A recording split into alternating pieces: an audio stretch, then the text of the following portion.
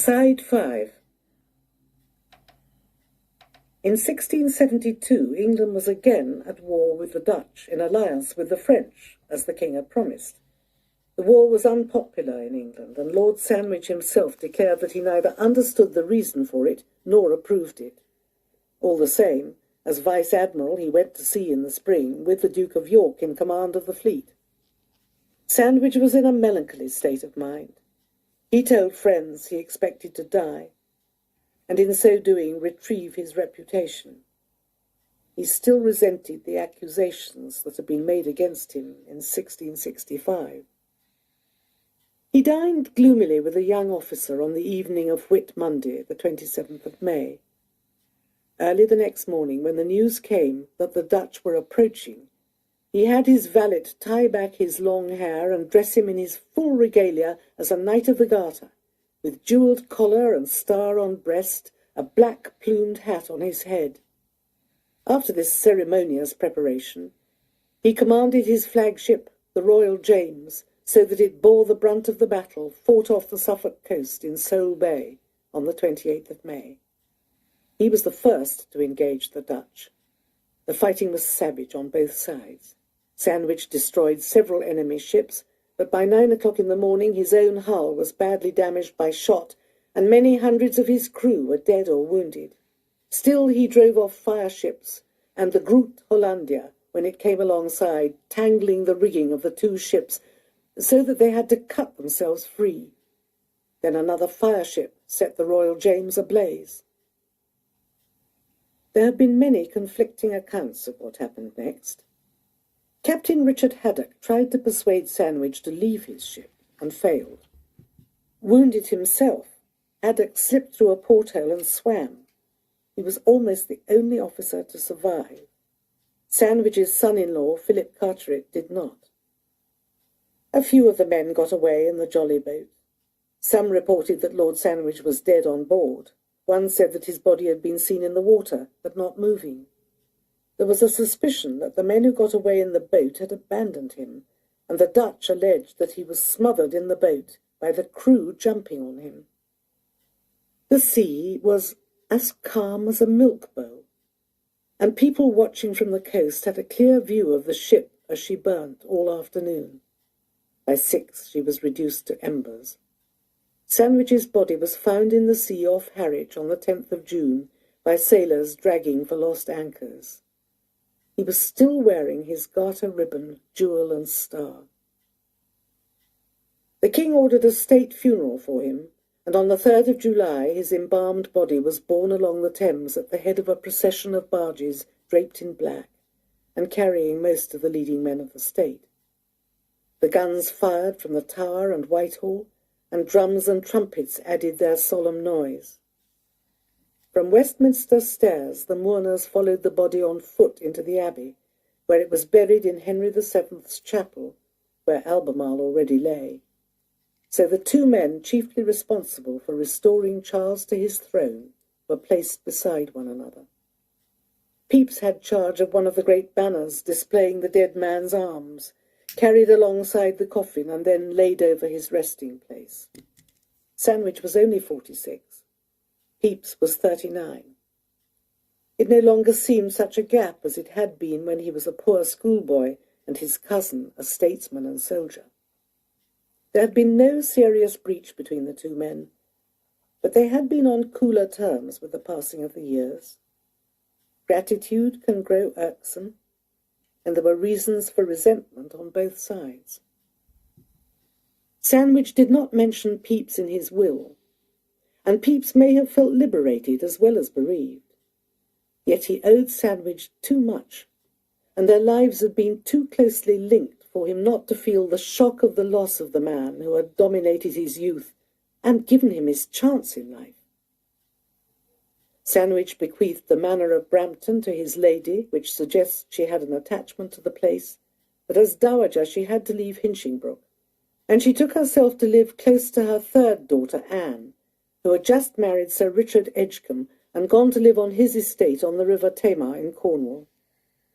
In his will, Sandwich spoke of her as "my dear and loving wife, to whom I cannot express kindness enough. spelling out his love and respect for the patience and loyalty of the woman he had married when they were both 17. Bred in a family of the Puritan gentry, bride of one of the youngest officers in the parliamentarian army, she had known Charles I, Cromwell, and Charles II, presided over a great house, borne 10 children, and conducted herself with exemplary discretion throughout civil wars and many changes of government, supported her husband through danger and long periods of separation, as well as ennoblement and favour at a court that had nothing to offer a woman of her breeding and character. She lived only 2 years after her husband's death. The warmth of Pepys's admiration and his unwavering affection for her in the diary make up a rare tribute, and although her name appears no more among his papers, he took the trouble to visit her daughter Anne in Cornwall, where Lady Sandwich had ended her days, as he sailed for Tangier in 1683. Whether he stood beside her grave or not, he cannot have failed to think of her. A further break with the past came in January 1673. The Navy Board Minute Book for the 30th of January gives its own account. Yesterday, between 3 and 4 o'clock in the morning, happened in my Lord Branker's lodging at the Navy Office in Seething Lane an unhappy fire, which in 6 hours' time laid in ashes the said office with several of the houses about it. Abigail Williams, Lord Branker's mistress, was credited with starting the blaze in her closet. Pepys had time to save his books, including the 6 volumes of his diary, otherwise very little. His house and more than 20 others round about were entirely destroyed, as well as the offices. Financially, he lost only the contents, since the house belonged to the Crown, and the Crown was obliged to rehouse him. But for a man who set so much store by his possessions, it must have acted as an aftershock to the loss of his wife. His goods, his clothes, his pictures, his living habits and arrangements, and all the rest of his physical connections with the past were gone. Pepys went into lodgings, fusty lodgings according to Sarah Hubland, but he had not much choice. The Navy Office had to be kept running. They re-established themselves in Mark Lane, a block west of the old site, and his lodgings were close by, provided by the Crown. Here he lived out the rest of 1673. In January 1674 he moved again. He moved into the new Admiralty headquarters, Derby House, between Whitehall and Westminster, installing himself and his servants in airy rooms above the offices, enjoying a view over the river. His salary and fees were increased, and as he went up the ladder, he took his own people with him. Will Hewer now became chief clerk to the Admiralty, and within a year he took a lease on a new house in a smart terrace, York Buildings in Buckingham Street, which ran from the Strand down to a terrace walk over the river. Tom Hayter and John Pepys, his younger brother, were given Pepys's old job as Clerk of the Acts to share between them. And Pepys also saw to the advancement of his brother-in-law, Baptiste Saint-Michel, Robin Gibson, and Tom Edwards, now married to Jane Birch, and the father of 1-year-old Sam Edwards. Charles II and his Parliament were on bad terms. The country was edgy and suspicious of the intentions of the royal family, fearing it was moving towards despotism and Catholicism under the influence of the French. Anti-Catholic feeling became so strong that a Test Act was passed in the spring of 1673, obliging all office holders to affirm their loyalty to the Church of England. It was now generally known that James, Duke of York, had converted to Catholicism, as had the Duchess before her death in 1671. James, who had 2 daughters, was preparing to marry again, a Catholic-born princess of 15, who could be expected to bring him sons. Since the king had no legitimate children, the prospect of a Catholic inheriting the crown loomed unacceptably.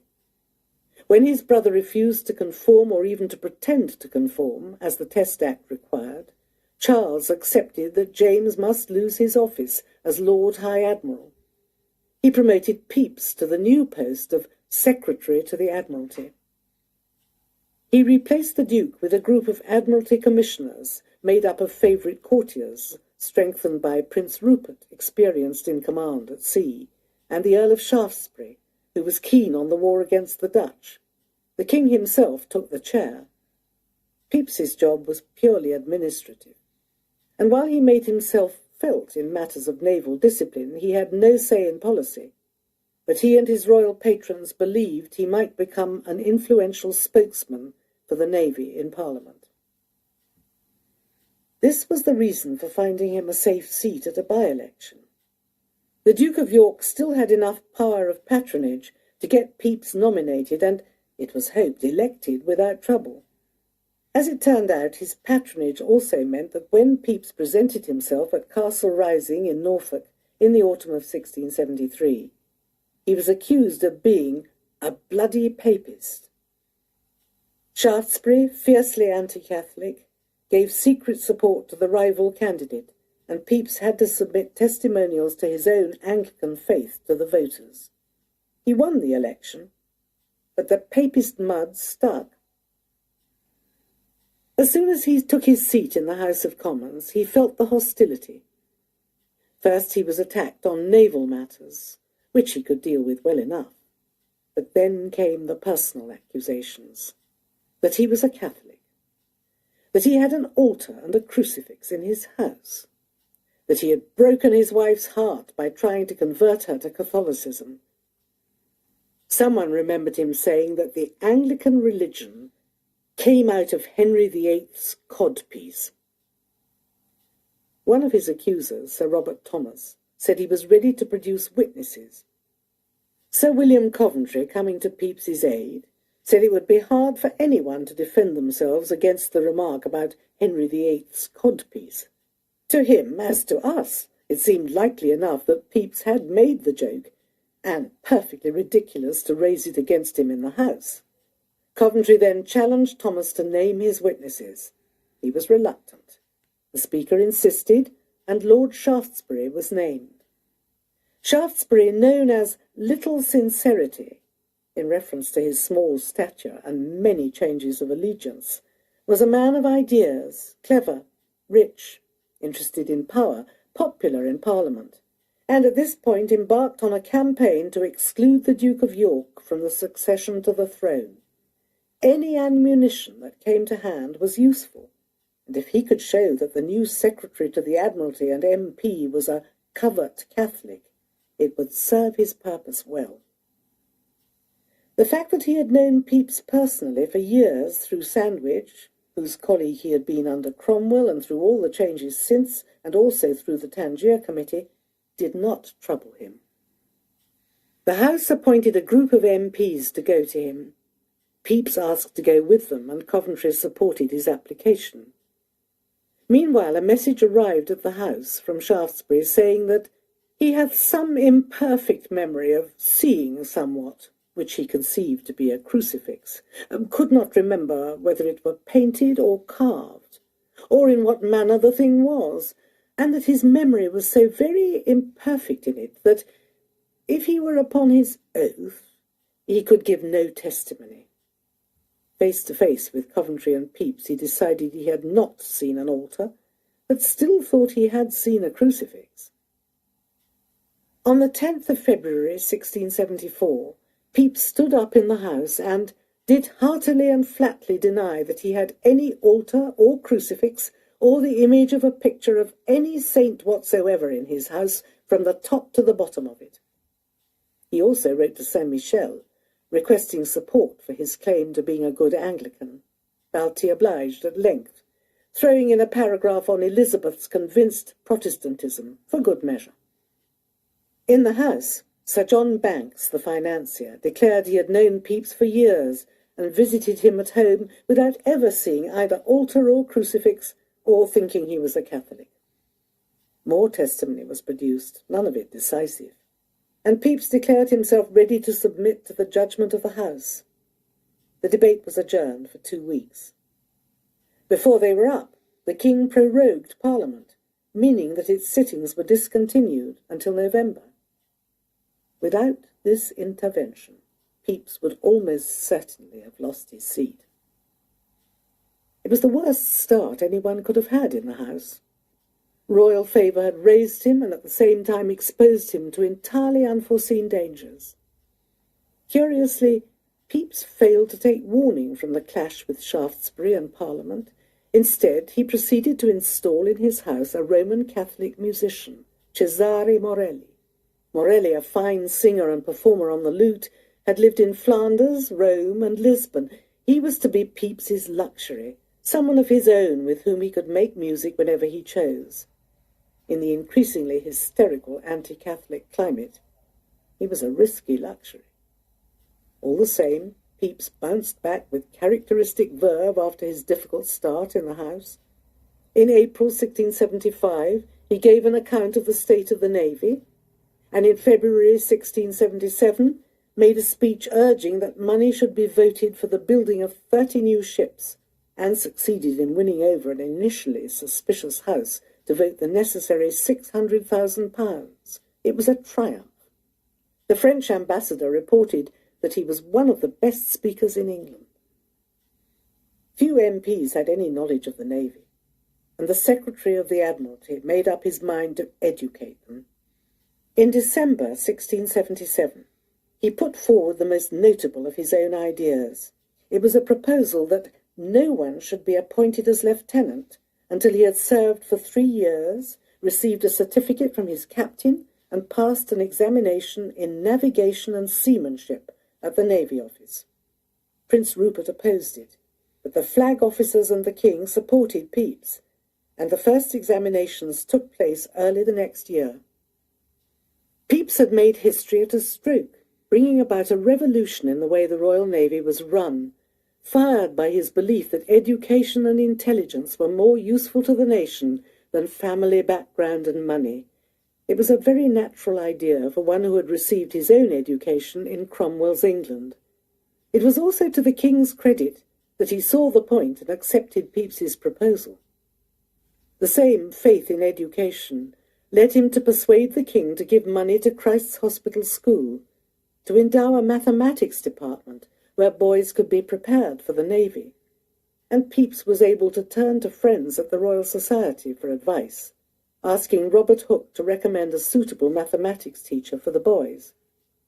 He became a governor of Christ's Hospital and also of Bridewell Prison, where for the first time a schoolmaster was installed for child inmates in the year of his appointment, 1675. Honours came in plenty now. In 1676 he was master of Trinity House. The next year he was master of the Cloth Workers' Company, following in the footsteps of Joseph Williamson, another self-made man he had long admired. He was invited to contribute to a new building at his old Cambridge College, and did so. In his mid-40s, Pepys appears a formidable figure, sure of himself, known to have the King's ear, with rich friends in the city and clever ones at the Royal Society, and a substantial and growing fortune. In Huntingdonshire, old Mr. Pepys lived quietly with Pal.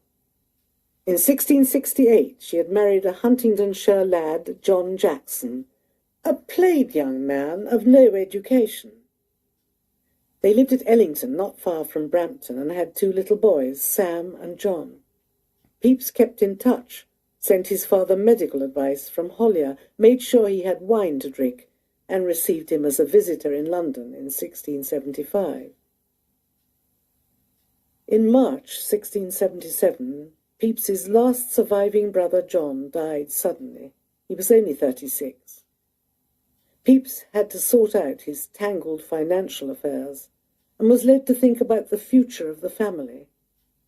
He knew now there would be no Pepys descendants. He told his father he did not expect to have children of his own. And he began to take a greater interest in his sister's sons. The Jacksons and old Mr. Pepys moved back to Pepys's Brampton house later in the year. There was one other element in his life. Like many successful men, Pepys had a secret. There are a few clues. One is in the diary of Robert Hooke, the secretary of the Royal Society, who saw a good deal of Pepys, and noted in his diary for the 15th of December, 1676, that he gave Mrs. Pepys a recipe for making varnish. Who was this Mrs. Pepys? A better clue appears in a letter to Pepys from Daniel Skinner, a young fellow of Trinity College, Cambridge, in July 1676, asking for his help in finding work. Skinner was the eldest son and namesake of a neighbour of Pepys, a merchant with a house in Mark Lane and a large family. Daniel's letter is in Latin and is not entirely clear at all points, but it does refer unambiguously to Pepys's declared love for his sister some years back, and his kindness to young Daniel himself at that time, also to accusations made by their parents against Pepys, and to the breach this produced between the two families. A third clue was to be provided by Pepys himself in a codicil made to his will in May 1703, less than 2 weeks before his death, which speaks of the excellent lady Mrs. Mary Skinner and her steady friendship and assistances during the whole course of my life within the last 33 years. This puts the start of their relationship in 1670. Mary Skinner was the eldest daughter of Daniel Skinner Senior, a merchant from Braintree in Essex, who had been living in Mark Lane and worshipping at St. Olave since the 1650s, and his wife Frances.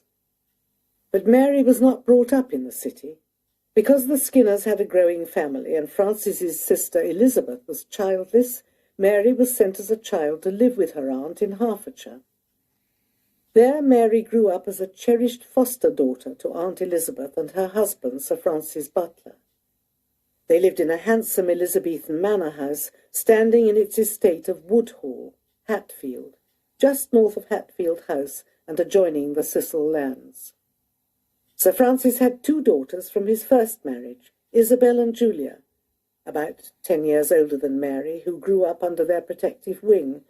Julia and Mary were especially close and remained friends for life. The household was a cultivated one. Among their good friends were Sir Richard Fanshawe, who preceded Lord Sandwich as ambassador to Spain, and his brilliant wife Anne, the memoirist.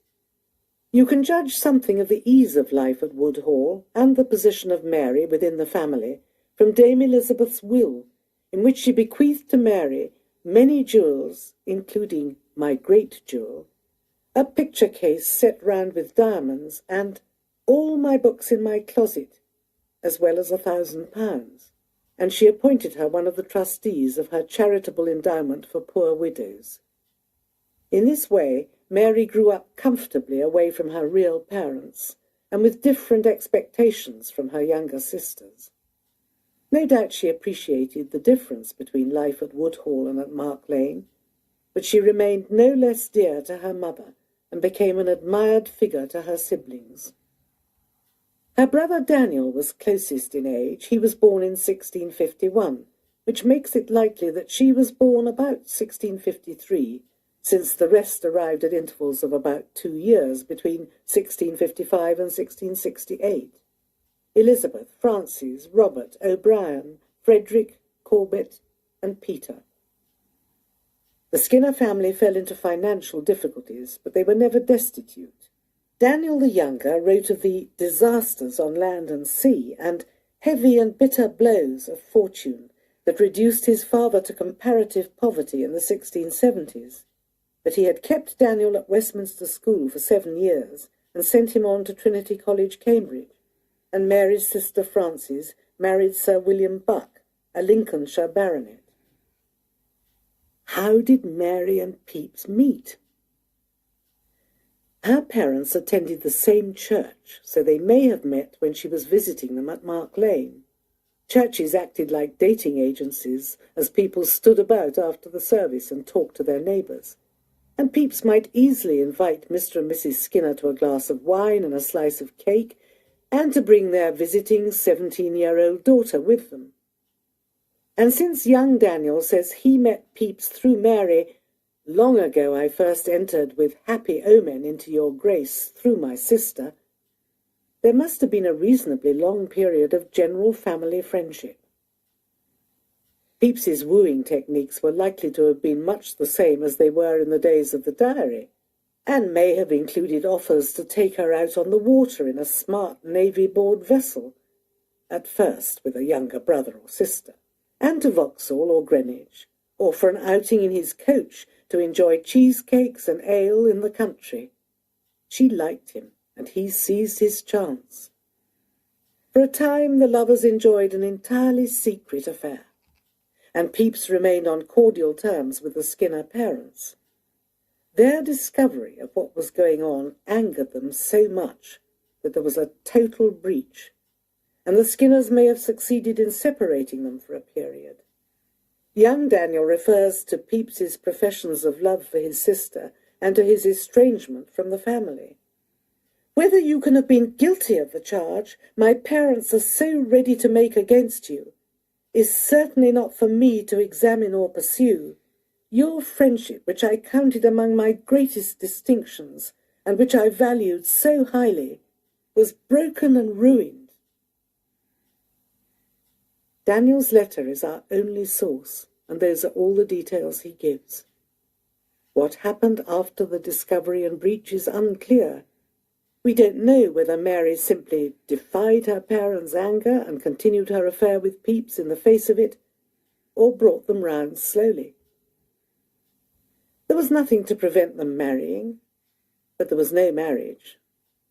Why not? Pepys may have felt he had experienced all he wanted of the married state. He may have vowed at his dying wife's bedside that he would never take another bride. He may have felt disinclined to marry a young woman who had already succumbed to him. A semi-secret, unofficial love affair kept its erotic thrill and also left him free, allowing him to maintain his independent bachelor social life with friends like the Hublands and Lady Mordaunt. Over time, Mary's parents came to accept the arrangement, and friendly relations were re-established between all concerned. There was the further consideration that Pepys was a rich and influential man who might help the Skinner boys as their father's fortunes waned. As the years went by, Mary's mother corresponded with him affectionately and asked his help in finding her younger sons' careers, and Pepys wrote warmly to her, sending greetings to the Butlers. What we should most like to know about Mary Skinner would be Pepys's account of her. But that is what we don't have. But we do know that she fought for her place beside him and had the character to make their unconventional arrangement work. She remained his companion for 33 years. In the mid-1670s, Pepys attended the King regularly at Whitehall, Hampton Court and Windsor, and was often summoned to join him and the Duke of York at Newmarket. However ordinary or despicable they had seemed to him in the past, he gave them his loyalty. Lord Shaftesbury, their enemy and his, was locked away in the Tower from February 1677, when the King had sent his Secretary of State, Sir Joseph Williamson, to order him to leave town, and Shaftesbury had refused. Pepys may have been among the crowds who went to hear his unsuccessful appeal against the imprisonment at Westminster Hall in June. But Shaftesbury was not to be laughed at. His long political career had taught him how to wait, how to manoeuvre, and how to organise. In February 1678 he was 57 and could not walk without the help of sticks, but he was as determined as ever. He humbled himself just enough to be released from the Tower and emerged unrepentant, set on course to save England from popery and slavery. His chief aim was still to exclude the Catholic Duke of York from the succession to the throne, and in the House of Lords in May he pointed him out in person as the main danger to the country. He had already warned the House in January 1674 that there were more than 16,000 Catholics in the London area ready for desperate measures and threatening a massacre. The claim was absurd, but fear and hatred of Catholicism meant that such warnings were taken seriously. The king's policy of alliance with Catholic France was generally disliked. So was the fact that he had not only a Catholic wife, but Catholic mistresses. Some of Nell Gwyn's popularity came from her merry declaration, "I am the Protestant whore." We know, as Shaftesbury can only have suspected, that Charles was close to being a Catholic himself, although he had no intention of revealing this or imposing the faith on anyone else. But his heir, the Duke of York, had a Catholic wife who would give him Catholic children. The combination of arbitrary rule and religious persecution practiced by Louis XIV in France showed what Protestants could expect from a Catholic ruler. Shaftesbury's detestation of such a prospect drove him to action. A weapon was put into his hands when rumours of a Catholic plot to murder the king and take over the country were started in the summer of 1678.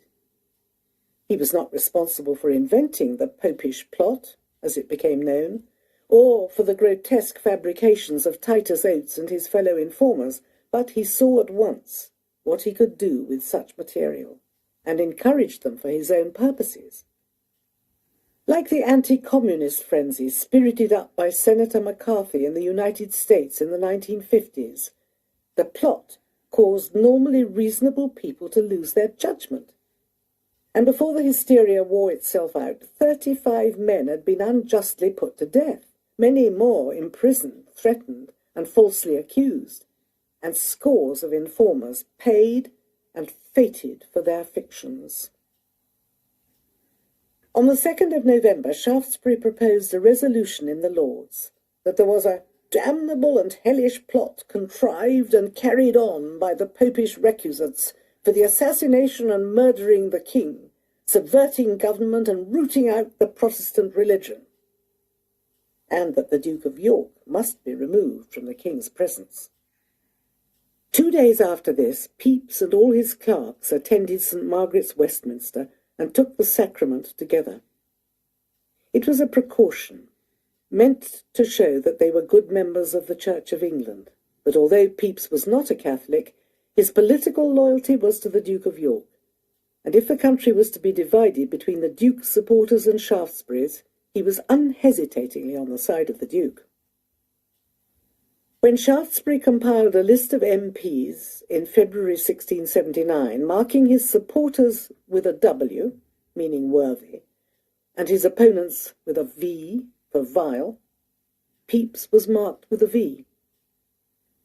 The panic engendered by the plot led to absurdities as well as cruelties. The Queen was accused of encouraging the murder of her husband. The discovery of gunpowder on the premises of a Frenchman living near the palace caused a frenzy, until it was noticed that he was the royal firework maker.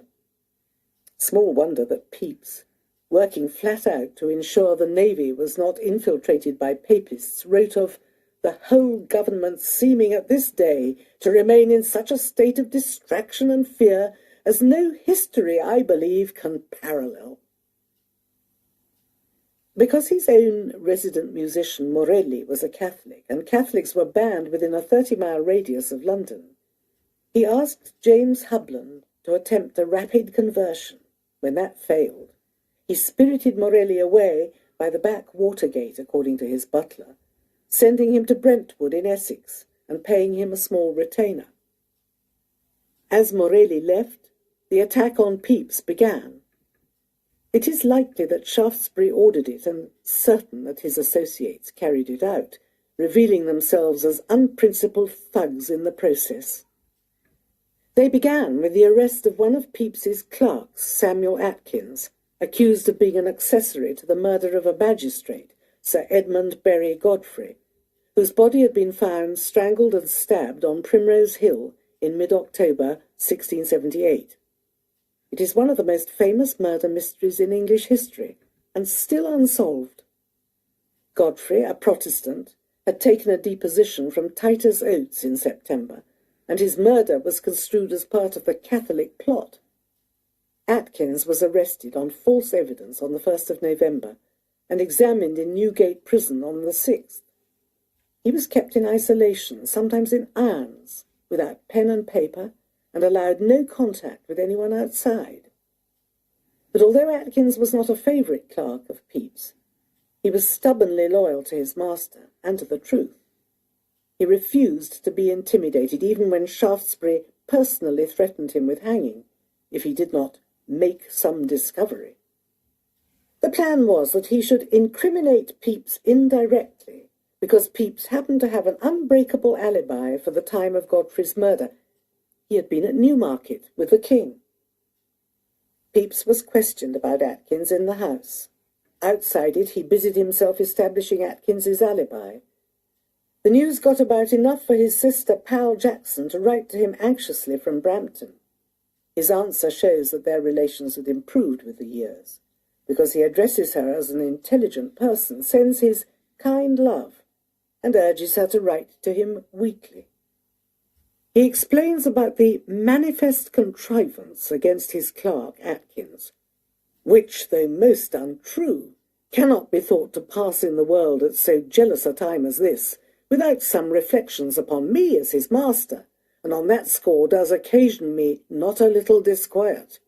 But I thank God I have not only my innocence to satisfy myself with, but such an assurance of his also, as that I make no question of his being able to acquit himself with advantage to him, and infamy to his accusers.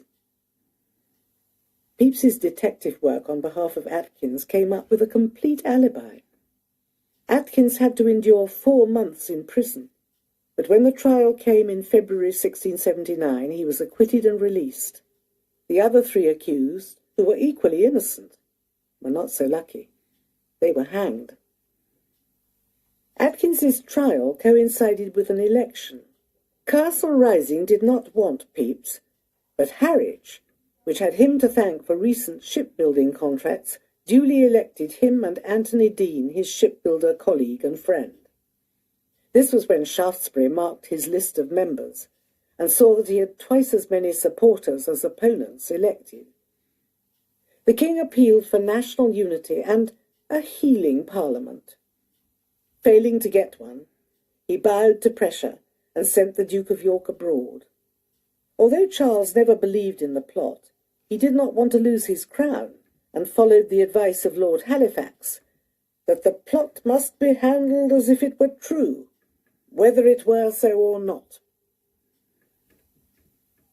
Shaftesbury's position looked so strong that the king gave more ground, sacked his existing council, and revived the old title of Lord President of the Council for Shaftesbury. At the same time, he appointed a new commission for the Admiralty. This meant that Pepys was thrown to the lions, because the new commission was made up of men hostile to him. Almost at once he was attacked in the House, while a parliamentary committee was appointed to inquire yet again into the failings of the Navy. On the 6th of May, he wrote to the Duke of York, "Your Highness was pleased to foretell me at your going hence what I was soon after to look for, and it is come to pass. For whether I will or no, a Papist I must be, because favoured by your Royal Highness." Pepys's opponents got hold of 3 men prepared to incriminate him. The first was a disgruntled sea captain, with a story that Pepys, along with Dean and Saint-Michel, had allowed a privateer they ran as a consortium to prey on English shipping. The second was his ex-butler, John James, who bore a grudge for his dismissal. Morelli had found him in bed with a woman servant, and was ready to swear Pepys was a Catholic and Morelli a Jesuit. The third was a swaggering villain calling himself Colonel John Scott, just arrived in England from the continent, who accused him of sending Dean to France to supply coastal maps and information about the fleet to the French government. With this material, the parliamentary committee declared there was a sea plot, and Pepys was formally accused of piracy, popery, and treachery. The leading spokesman against him was a certain William Harbord, whose younger brother, as it happened, had died with Sandwich at the Battle of Sole Bay. "Mr. Pepys is an ill man, and I will prove him so," announced Harbord on the 20th of May, 1679. Pepys rose to defend himself on the spot and did so vigorously. He was wasting his words. Later that day he was committed to the Sergeant of Arms. On the next he resigned as Secretary to the Admiralty and Tangier Treasurer, and on the third day he was taken to the Tower. His rooms in Derby House were shut up. One consolation for Pepys was that his work was given to his old protégé, Tom Hayter, who had once been in such trouble for being caught at a nonconformist meeting. At least he could not be accused of being a Papist. Pepys began to organise his own defence at once. Since he was accused of selling secrets to the French, he applied to the king for permission to send Balti Saint-Michel to Paris, and Balti set off only too pleased to be crossing the Channel with all expenses paid, and taking with him his eldest son, who can't have been more than 8 years old. Pepys sent a steady stream of letters after him, giving detailed instructions for searching out and preparing witnesses against Scott. His stay in the Tower was not long. On the 20th of June, he and Dean were moved to the King's Bench in Southwark, and on the 9th of July they were released on bail.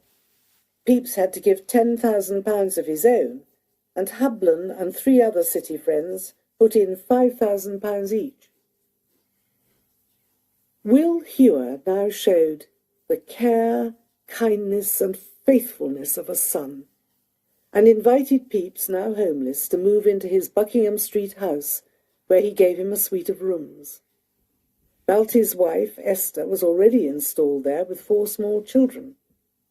Will had also advanced money to Balti, perhaps the only imprudent financial measure of his life. All this says much for his good nature. Pepys was out of prison, but not free, and still facing the prospect of a trial for capital crimes. But the political tide was just beginning to turn.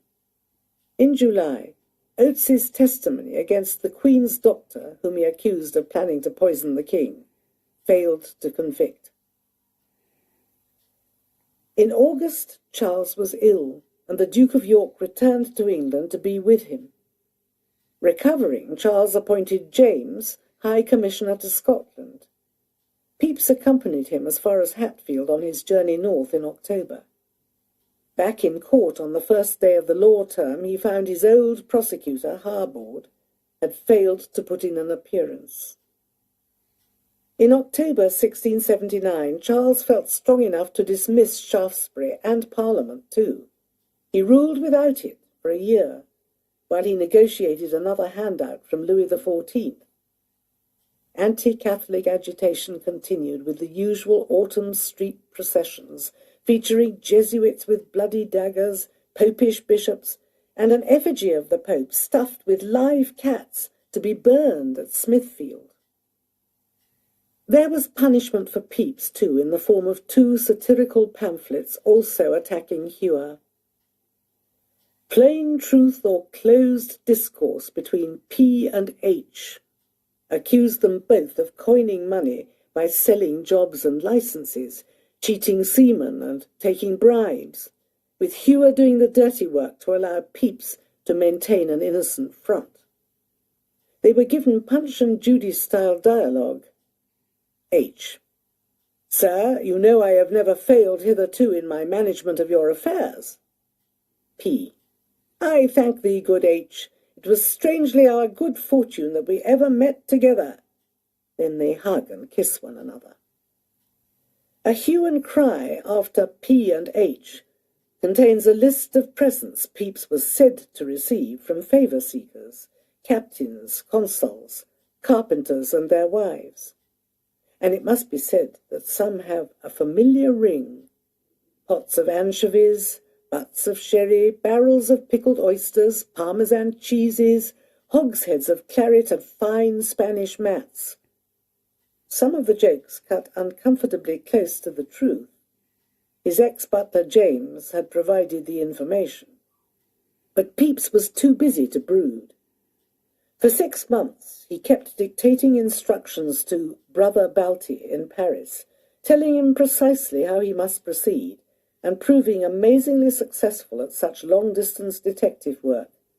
Balti worked enthusiastically, although he spent too much, and was back in England in January 1680. He had helped to establish Scott's low reputation among the French, his loose, boastful talk and history of fraudulent behaviour. And presently Scott was complaining of Balti, tampering with everybody he thought fit for his turn. There could have been no better tribute to his work.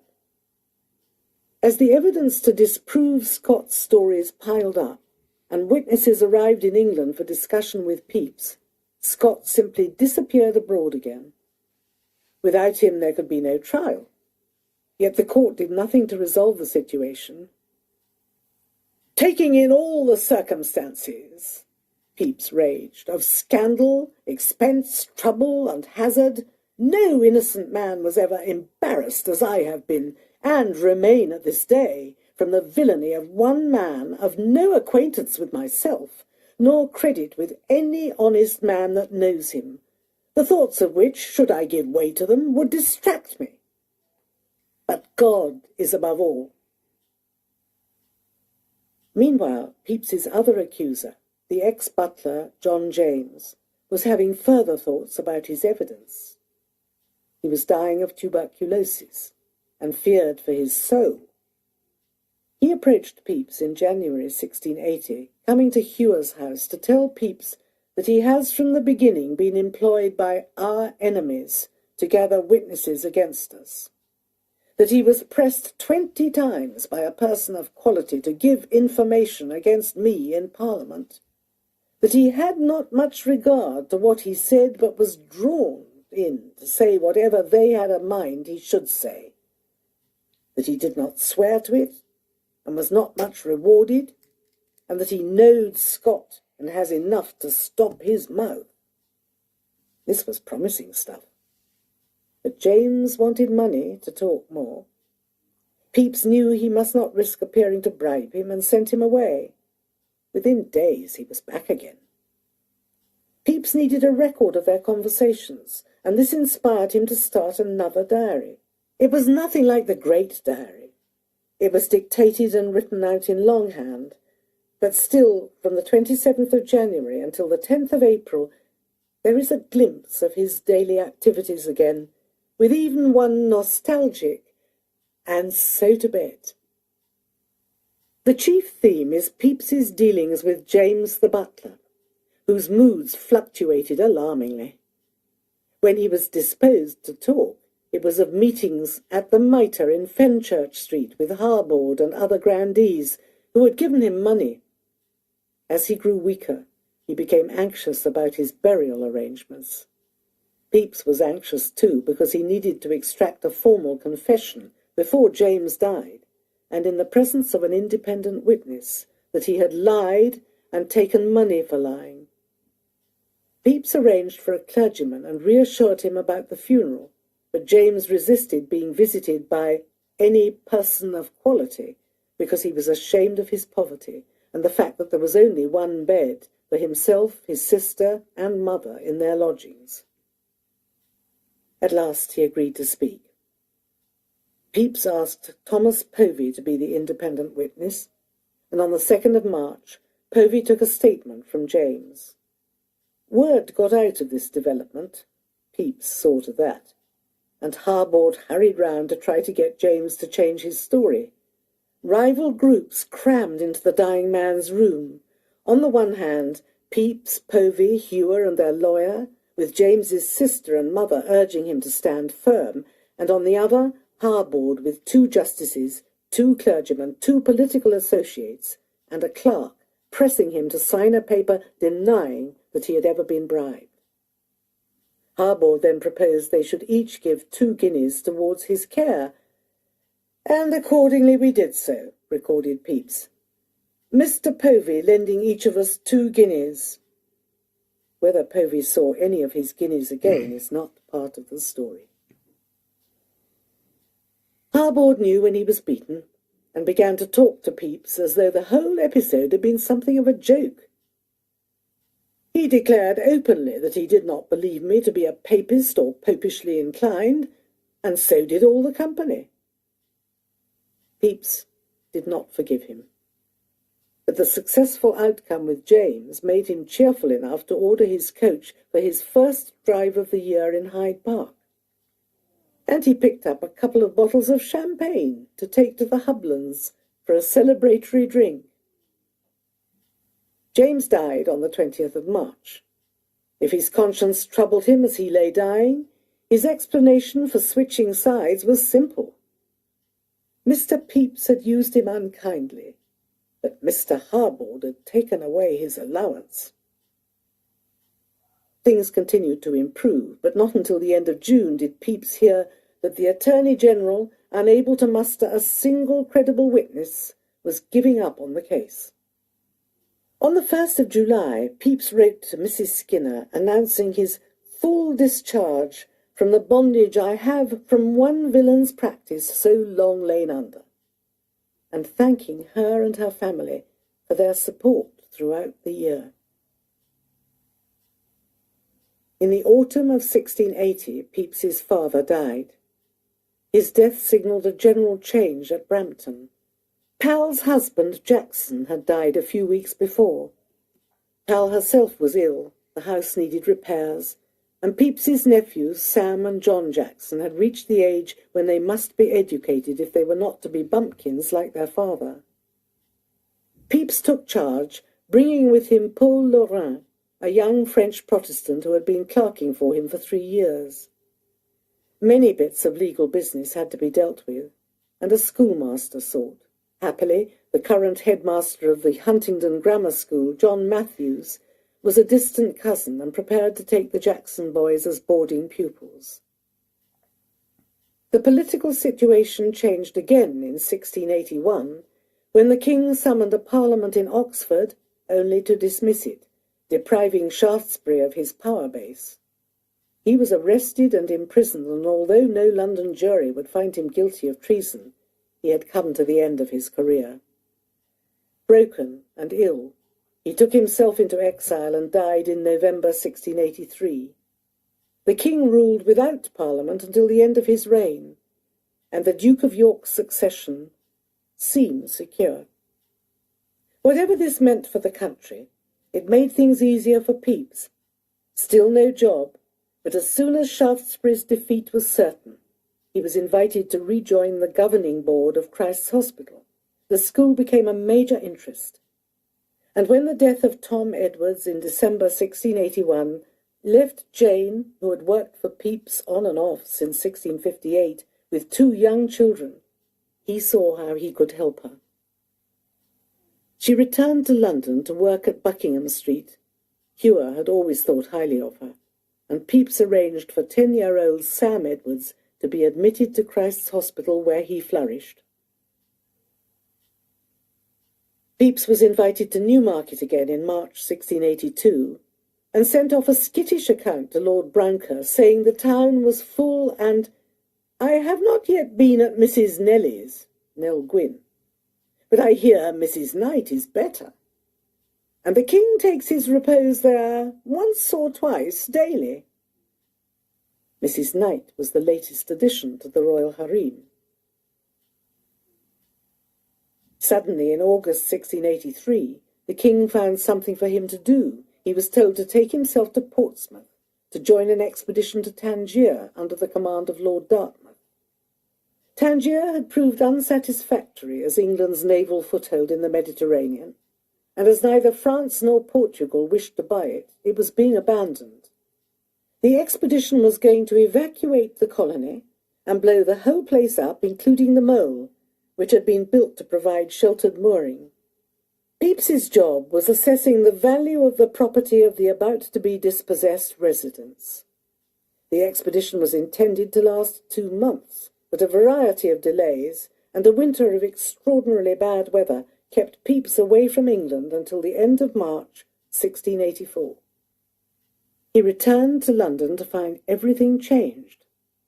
The king had resolved not only to rid himself of the Admiralty commissioners Pepys despised, but to create a new position for him. His 5 years in limbo were over.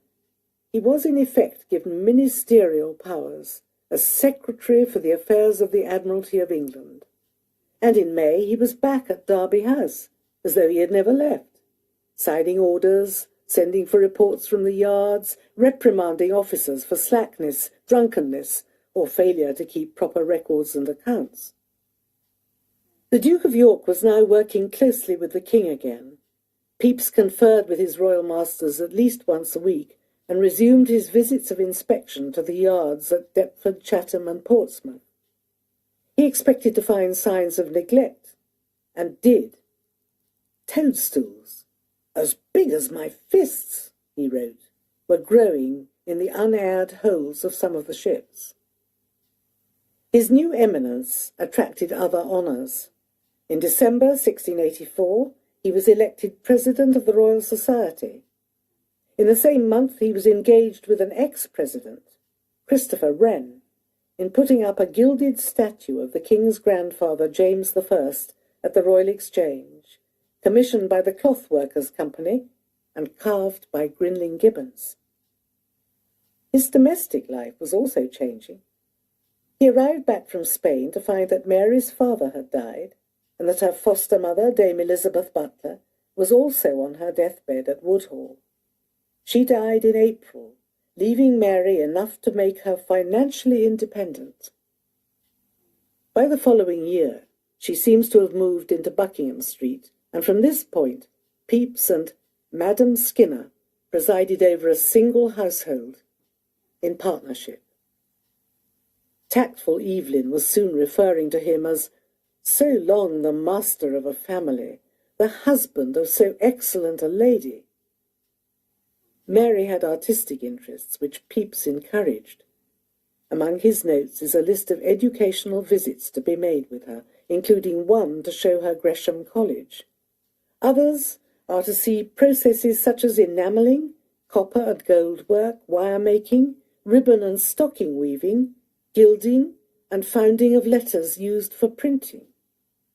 Evelyn refers to her adorning a cabinet that he compares to those at Versailles in its beauty. Evelyn was a flatterer. He goes on to suggest there is no need to go to France for one who can see Mrs. Skinner's cabinet. But it shows she took her artistic work seriously. Her installation may have been partly responsible for Will Hewer giving up his lease on the Buckingham Street house and moving out. He acquired another in the neighbourhood and took Jane Edwards to be his housekeeper there, while his mother settled in his country house in Clapham. Pepys asked permission to transfer the Admiralty office from Derby House to Buckingham Street. It was granted. The office went with them when he and Mary moved 3 years later into a larger house at the end of the street, facing directly onto the river. On the 1st of February 1685, King Charles had a stroke. He lingered for a few days while his doctors tried their remedies, and was offered the sacrament according to the Church of England. This he refused, and his current French mistress, helped by the Duke of York, smuggled in a priest to allow him to make his peace with the Catholic Church. And so he died in his mother's faith. Pepys soon heard a rumour of the Catholic deathbed. He was bold enough to question the new king, James II, and had it confirmed by him. Evelyn's opinion was that James's open Catholicism was preferable to Charles's concealment. It was not a view shared by the nation. Having worked devotedly with James when he was Duke of York, Pepys could count on a continuation of royal favour. James agreed to all Pepys's suggestions for naval reform, allowing him to appoint his own special commissioners and to fix the rules for serving officers. Pepys set out to change the system of payments in the yards, under which he had suffered so much in the 1660s, so that everything would be settled on the nail, clearly accounted for, with no accumulation of debts on which interest must be paid. He called a conference of shipbuilders, put Anthony Dean in charge, and made plans to repair the yards as well as the ships, build 2 new frigates a year, and improve the supply system. In this he was notably successful. In addition, it would be difficult to overestimate the benefit to the Navy of his insistence on the importance of discipline, planning, and the keeping of proper written records at sea as well as in the yards. The name of one of the special commissioners he appointed may come as a surprise. It was Mr. Saint-Michel. Finding Balti recommended by Pepys to the king for his vigour of mind, zeal, and readiness to give his whole time to this your service, without liableness to avocation from other business or pleasure, makes you wonder for a moment if this can be the same Saint-Michel to whom Pepys so often preached financial prudence and diligence. But Balti was still Elizabeth's brother, and Pepys still felt he must look after him. At the end of 1686, Pepys urged him to take responsibility for his own future, warning him that he himself had lost strength and was suffering from a new kidney stone and an ulcer. But Balti showed no sign of giving up his dependence on Pepys. Powell still lived at Brampton, where Pepys's deputy lieutenantship of the county must have taken him from time to time. Judging that Sam, her elder son, was heavy and backward in his learning, he sent him to sea at 15. The Huntingdon schoolmaster gave better hopes of the younger brother, and 18 months after Sam's departure in June 1686, John Jackson was entered as a pensioner at Pepys's old Cambridge College. Jane's son, Sam Edwards, turned out to be another good boy, not surprisingly given his parentage, and in January 1688, Pepys saw him presented to the King and the Lord Mayor with the other boys of the mathematics department at Christ's Hospital. In the political arena, however, the situation was disquieting. A great number of James's subjects were unhappy to see their king attending Mass in public, ignoring the Test Act, and putting Catholic officers into the corporations, the army, and the navy. His appointment of the Catholic Sir Roger Strickland as commander of the fleet in the narrow seas was deeply resented by officers and seamen. He went so far as to sack some high officials who refused to convert, among them his brothers-in-law, Henry and Lawrence Hyde, Earls of Clarendon and Rochester. He began to build up a standing army. He intimidated certain judges and corrupted others. He dismissed his parliament and ruled without it, and he interfered in the universities. A crisis was reached in the spring of 1688, when he ordered his new Declaration of Indulgence, which allowed complete freedom of worship to be read in all the churches in the country. On the face of it, this looked like a fair promise of tolerance for all, but this was not how it was interpreted. 7 bishops refused and were imprisoned in the Tower, among them Pepys's friend from the Tangier trip, Bishop Thomas Ken. Pepys was present when they were brought to be questioned by the King and Judge Jeffreys, and was called as a witness at their trial in Westminster Hall in June. He managed to say nothing that could help either side. Here, as with the Navy, he had to tread a most delicate path. When the jury found the bishops not guilty, bonfires were lit in the streets, an effigy of the Pope was burnt in front of St. James's Palace, and the soldiers camping on Hounslow Heath, supposedly there to enforce the King's will, cheered the verdict. Pepys had seen London boil up regularly throughout his life, and now it was boiling again. What made the whole country turn against James was the birth of a son. Since the little prince had 2 Catholic parents and would be brought up a Catholic and take the throne as one, he proved the last straw. A group of politicians was already in touch with William of Orange, husband of James's Protestant daughter Mary. Admiral Arthur Herbert, whom Pepys had met and detested in Tangier, travelled in disguise to Holland. He carried a formal invitation to William from leading statesmen and peers to come and take the throne of England, and offered his services to the Dutch fleet to bring him over. When news came that the Prince of Orange was indeed fitting up his fleet, Pepys went to Chatham to see to the defences and the manning of the ships. He found things in good order, technically. The morale of officers and men was less certain. The king appeared calm, as though determined not to take the threat seriously. He had turned down an offer of help from Louis XIV, and when he began to think he might need it after all, the French were busy with their own concerns and no ships were available. At the end of September, William of Orange put out an address to the officers and seamen of the English fleet, naming Herbert as his man, warning them of James's intended destruction of their religion and liberties, and promising favour to all who deserve well of us and of the nation. This did make James remove his Catholic commander-in-chief at sea, Strickland, and replace him with Dartmouth, a Protestant, and so less obnoxious to the men.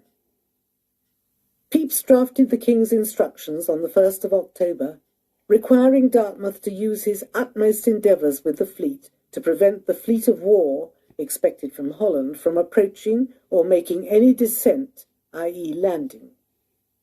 Both Pepys and Dartmouth were in agonisingly difficult positions, their personal loyalty to James demanding that they support him against his son-in-law, while London, the country, and the navy were clearly turning to William as their saviour. By now, William's fleet was about to set sail. It was driven back by a storm. Pepys's intelligence led him and the king to expect the Dutch to attempt to land in the northeast of England. But when on the 1st of November the Dutch embarked again, an east wind sent them along the south coast, 200 troop transports, escorted by 49 fighting ships, sailed as blithely as though on a pleasure cruise. With the wind against him, Dartmouth was unable to get his ships out. In any case, his captains were reluctant. On the day William landed at Tor Bay, the English fleet reached Beachy Head and was becalmed. It was clear they were not going to attack the Dutch. William came ashore peacefully, bringing with him the biggest army that had ever landed in England. James reviewed his troops at Colchester and then set off for Salisbury, first arranging that his infant son should be taken to Portsmouth and conveyed to France. Dartmouth refused to hand over the prince to a foreign power, and the baby was returned to London. At Salisbury, James's senior officers, led by John Churchill, began to desert him for William. In various parts of the country, there were risings in favour of William, and only 2 military encounters took place between his soldiers and James's, both insignificant. Strong as Pepys's personal loyalty to James was, at this stage his behaviour was not quite that of a hero. On the 17th of November, he accompanied James, who was on his way to Salisbury, as far as Windsor, and presented him with an IOU for a sum agreed by Charles II in 1679, plus further sums due to him as treasurer for Tangier. The total came to £28,000. Pepys asked James to sign it, and the king did so. The letter Pepys sent to the mayor and corporation of his constituency at Harwich shows him straining to adopt an acceptable position, loyal to James, but also loyal to the Church of England, and prepared for the revolution, not but that I do still firmly hope, as cloudy as things do at this day look, that God Almighty has it yet in his gracious purpose to support the king and his government and strongly protect the Church of England. But that hope, not being entirely void of some apprehension that things may possibly end otherwise. When the king reached London again, he found his second daughter, Princess Anne, had fled and put herself under the protection of his opponents. A modern historian has suggested that James suffered a nervous breakdown at this stage. Certainly from now on there is no sign of the brave young soldier he had been. He agreed to William's terms to remove Catholics from all offices and assign revenues to support the invading forces until an election could be called. He then disbanded his own army without paying it. Pepys signed his orders for the use of a yacht to carry the Queen and Prince to France, and on the 12th of December James took flight himself. He was captured by fishermen and held at Faversham while London erupted into riots, and he wrote to William asking to be rescued. A rescue party was sent, and on his return to London the volatile crowds cheered him. William was now at Windsor, where he received assurances that the English fleet would submit to him, as he informed Herbert in a note. Assurances that can have come only from Dartmouth. The next day William held a council and his troops reached London. James was invited to go to Ham House on the Thames between Richmond and Hampton Court, but chose to take flight again, to the general relief. And this time it was made sure that he should reach France without hindrance. On the 18th of December, William was in Whitehall. Pepys was summoned to him the following day. He was not deprived of his office, although his friends expected him to be. On the same day, Hewer wrote to him to say, "You may rest assured that I am wholly yours, and that you shall never want the utmost of my constant, faithful, and personal service, the utmost I can do being inconsiderable to what your kindness and favour to me has and does oblige me to. And therefore, as all I have proceeded from you, so all I have and am is and shall be at your service." Pepys inscribed it with the words, "A letter of great tenderness at a time of difficulty," and kept it carefully. It is the nearest thing to a love letter among his papers. End of Side 5. Side 6. He continued to work throughout the Christmas season, sending William's orders to the fleet on Christmas Day itself, and attending him again on the 12th of January 1689, 2 days after the formal dismissal of Dartmouth.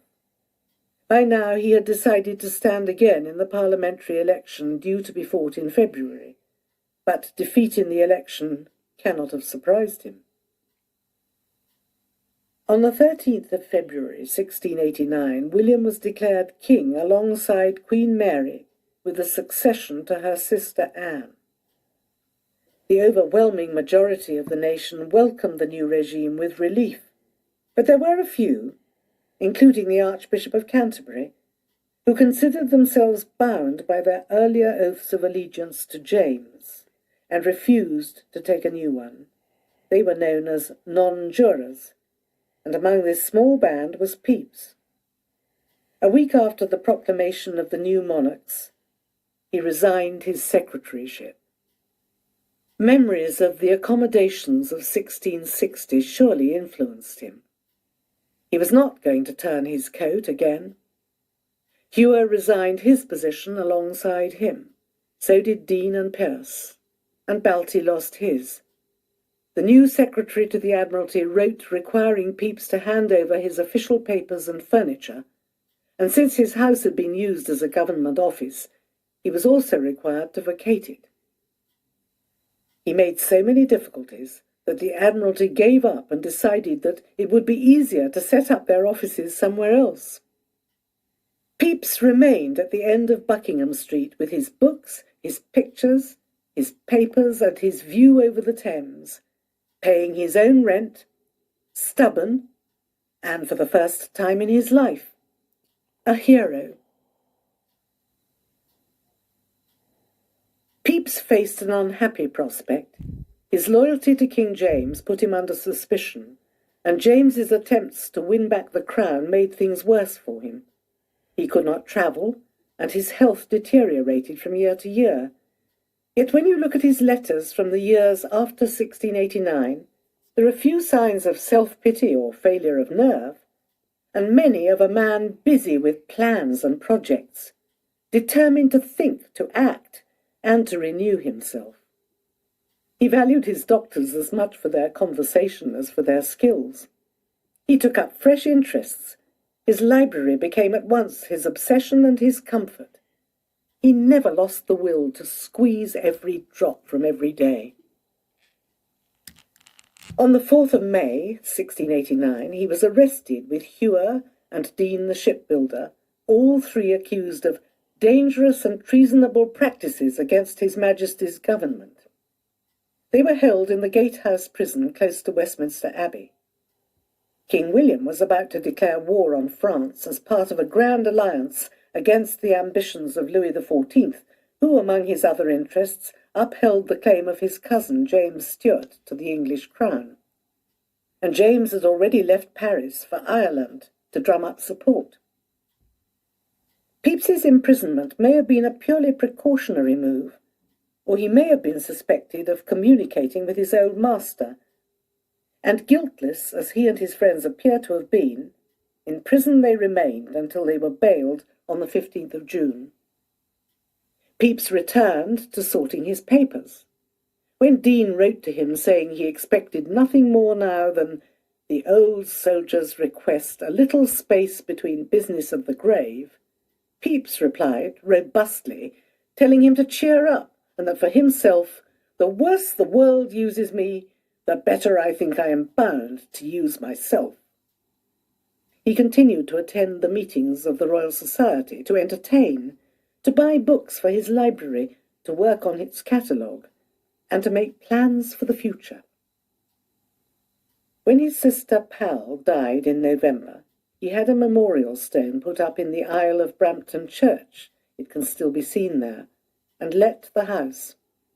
Sam Jackson left the Navy and returned to Huntingdon, where he began to behave as though he were entitled to the Brampton rents, and had to be made to understand he was not. John, once he had taken his degree at Cambridge, was invited to move into Buckingham Street, and set out to make himself agreeable, cautious and polite. He knew his future prospects depended on pleasing. The surprise is that Pepys was so very pleased with him. Mary was not, and she and Jackson viewed one another with suspicion. She had a way of dealing briskly with demands on Pepys that she disapproved of. Saint Michel gives a glimpse of a scene that took place when he called at Buckingham Street and found himself face to face with her. Pepys received a letter of complaint from Brother Balti. I understand that by the malicious, inventive, ill offices of a female beast which you keep, I am like also to lie under your anger and disgrace. But I hope and humbly pray, though she told me impudently and arrogantly you scorned to see me, that with your generous usual goodness, wisdom, manhood, and former kindness, you will not damn him unheard, who should joy to hazard his dearest blood for your service.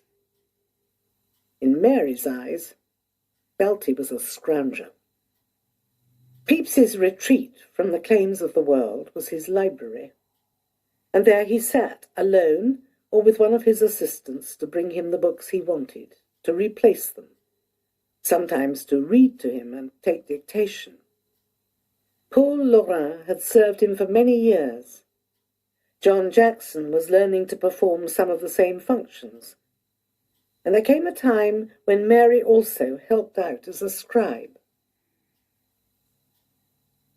In June 1690, Pepys was again arrested and imprisoned in the Gatehouse as a suspected Jacobite. This time during an invasion scare caused when the French fleet was sighted off the Isle of Wight. Again he was bailed. Will Hewer's uncle, Robert Blackburn, put up part of the money. He was now secretary to the East India Company, the value of whose stock had risen spectacularly. James Hublon put up another part. He was knighted in 1691, and 3 years later, when the Bank of England was founded, he sat on the board alongside two of his brothers. Pepys was cleared of the charges against him in October. Things could have been much worse. His old colleague Dartmouth was charged with high treason and died in the Tower, aged 43. Another friend, Dr. George Hicks, ejected from the deanery of Worcester for refusing the oath of allegiance to the Crown, escaped arrest only by going into hiding and had to live under assumed names for years. Pepys had to suffer nothing more severe than double taxes for continuing to refuse the oath, and the consciousness that William III's surveillance system kept an eye on him.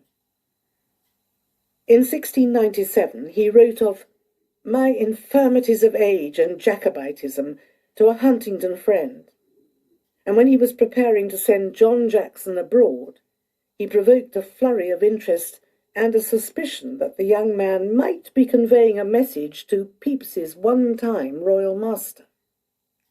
Although the matter was not pursued, the suspicion was not entirely surprising. Dr. Hicks had made a dangerous trip to Saint-Germain to visit James II in 1693. His object was to get his blessing for the consecration of new, non-juring bishops who rejected King William and asserted their loyalty to James. And in 1694, Hicks was secretly consecrated along with others in a private house in London in the presence of Lord Clarendon. There was clearly a political agenda here alongside the religious one, and some inkling of it is likely to have reached Pepys, who was close to both men. Pepys himself did not cross the Channel again. In 1690, his doctors testified that he had a life-threatening ulcer on one of his kidneys. The danger was not immediate, but it was a warning. He knew his own nature well enough to remain active. He gave dinners and the occasional musical party, and kept open house on Saturday evenings, gathering friends for conversation. These evenings became the high point of his week, and when they lapsed in the summer months, he complained of loneliness. He continued to collect, discard and lend books, and to assist others with their collections. There are sums in his bank account paid to his French bookseller in London, Caillou, and many letters about acquisitions. He acquired manuscripts, including autographs of Queen Elizabeth, Mary Queen of Scots, and Charles I. He also started new collections, one of heads, engravings of the famous. He began to bulk buy collections of old ballads, the crudely printed songs that were sold in the streets, and had them sorted by subject and bound into volumes: devotion and morality, tragedy, love pleasant, love unfortunate, humour, frolic and mirth, and so on. His eclecticism made his library unlike any other. It occurred to no one else to preserve so much popular and ephemeral material, and the ballads proved their value within half a century, when Bishop Percy drew on them for his relics of ancient English poetry. Evelyn had for a long time been urging him to write a history of the Navy, and at last he produced a slim volume. Memoirs of the Royal Navy, 1679 to 1688, was more polemic than history, an attack on the Navy Commissioners of 1679 to 1684, and a defence of his own work, largely drawn from the paper he had submitted to the King in 1685. It is passionately self-justifying. The language is unwieldy, probably because it was dictated, and it is bulked out with too many lists of names of ships and officers. The memoirs appeared in 1690. Copies were sent out to friends and compliments received, and although he said he planned to publish more naval history, nothing else appeared. He must have seen that his skills did not lie in that direction. In 1692 there were fears of invasion by James, supported by the French. A naval battle off the Normandy coast at La Hougue in May gave the English their biggest victory for years. The French were humiliated, 15 of their ships destroyed, and James abandoned his invasion plans. Pepys knew his days of power would not return. In the summer of 1692, Pepys told all his friends he was going to the country. Mary had left town, perhaps for Woodhall, perhaps to stay with Lady Buck's family in Lincolnshire. Meanwhile, Pepys stayed put and shut himself up in his library for over 3 months in order to deal with papers that I have so many years been tumultuously gathering and laying by, without a vacancy or hand or head ever to garble, sort, or put in order, for use either to myself or any that come after me. Only in September did he confess his deceit to Evelyn and Gale, and then he had also to admit that his months of confinement indoors had caused his left leg to swell so badly that he was now unable to put on a shoe or get downstairs, let alone out of the house. What was the small piece of work, Pepys's description, that demanded such absolute and uninterrupted solitude from a man who normally craved company? No explanation was offered, and the state of Pepys's papers, as they were left to posterity, does not suggest that he spent the time in filing. A guess is that he was reading through his diary and considering its future and his own. To leave a book behind you is the surest form of afterlife, as Pepys, reader and collector of books, knew well. He had remarked years before, on the death of an eminent doctor, that he was a man of good judgment, but hath writ nothing to leave his name to posterity by. Pepys, however, had. There were 6 volumes, still decently veiled in shorthand, that might one day speak for him to posterity, if he had the courage to allow them to survive. Some time during the last years of his life, he thought the matter over, and this mysterious solitary summer stands as a likely moment for him to have done so. The volumes of the diary were replaced on the shelves and renumbered in the new catalogue he made in 1693. On the 29th of September 1693, the feast of Michaelmas, Pepys was driven by his coachman out of London and into the country towards the riverside village of Chelsea. With him in the coach were some ladies and his 19-year-old nephew John Jackson, who was sporting a silver-hilted sword. 3 men on horseback, armed and wearing masks, appeared and put one pistol to the breast of the coachman and another to Pepys. The men asked what he had, and he handed over his purse with about £3 in it, and the various necessaries he carried with him, his silver ruler, his gold pencil, his magnifying glass, and 5 mathematical instruments. John Jackson gave up his sword and hatband. When Pepys asked to have back one particular instrument, he was told that if he sent to the Rummer Tavern in Charing Cross the following day, he should have it. My Lady Pepys saved a bag of money that she had about her. Say read the law report from which this story comes, because 2 of the men were tried for the crime at the Old Bailey in December. They were found guilty and hanged. The quick-witted member of the party seems to have been Mary Skinner, Lady Pepys for the occasion, who managed to keep her money safe under her skirts. She was clearly a force to be reckoned with. Pepys did not learn to like King William any better as the years went by, but a moment came when he consented to act as an adviser to the regime. John Evelyn suggested to a friend in government that Pepys was the man to be consulted about the project to build a hospital for sick and wounded seamen at Greenwich. Since it was something Pepys had discussed already with James II, he agreed to go to Greenwich with Christopher Wren in November 1694. He was impressed by the ingenuity and splendour of Wren's proposals, and wrote to Evelyn of an invalide with us for the sea, suitable in some degree to that of Paris for the land. The visit must have sent his mind back to many earlier occasions.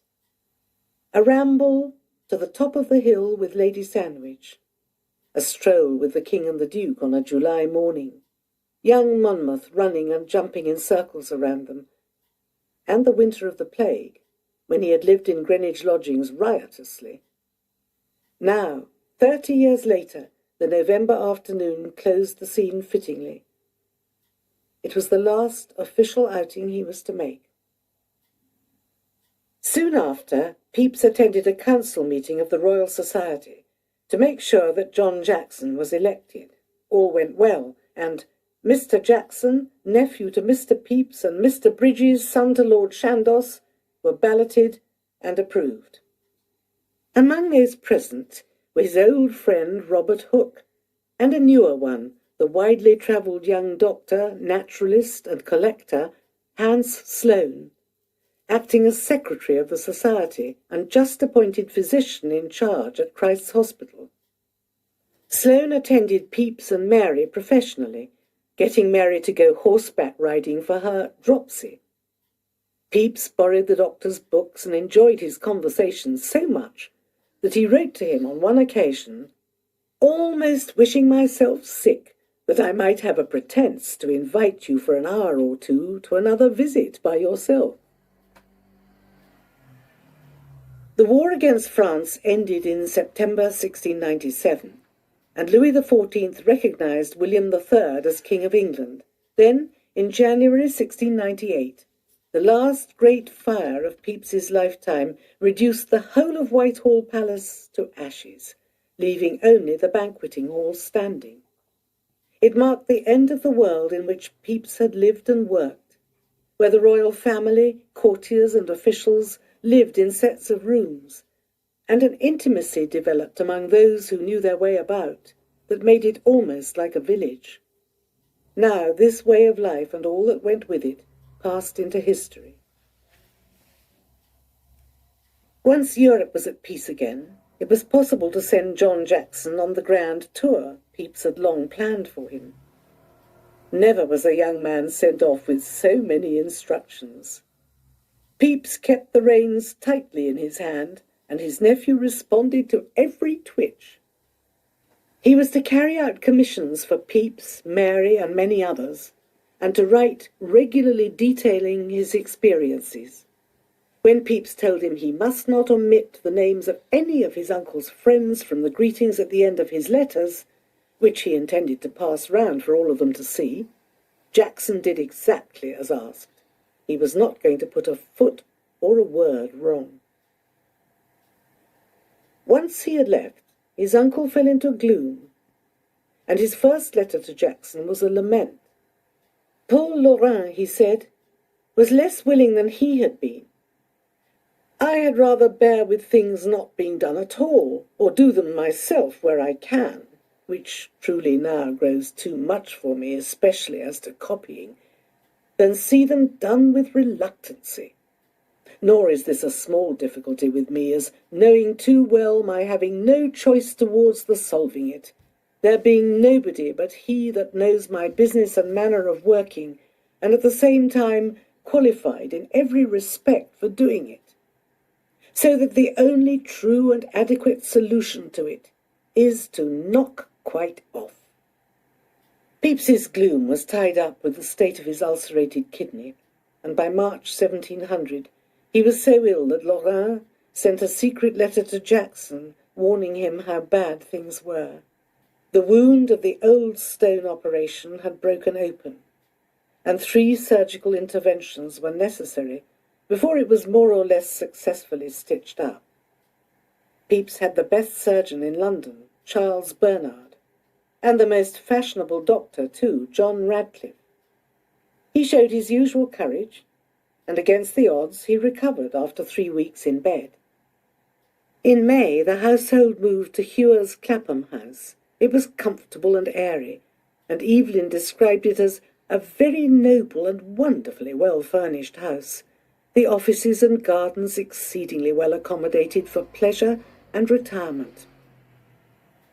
Although the new century started so painfully for Pepys, it still allowed him his moments of grace and eloquence. "What then will you say," he was writing to Evelyn, "are you a-doing? Why, truly nothing that will bear naming.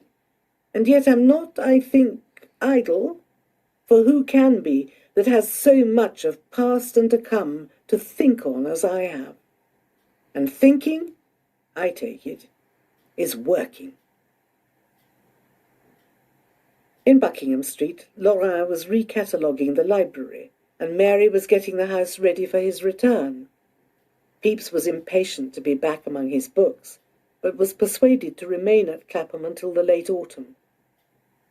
After this came more sorrow, with the death of James Hubland. One of the longest as well as the most approved friends till now left me in the world.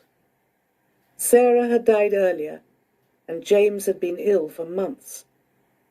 But Pepys had hardly expected to outlive them both, nor was he well enough to attend the funeral in the city. Even in his grief, Pepys worked on one of his great letters, a disquisition on the place of music in education.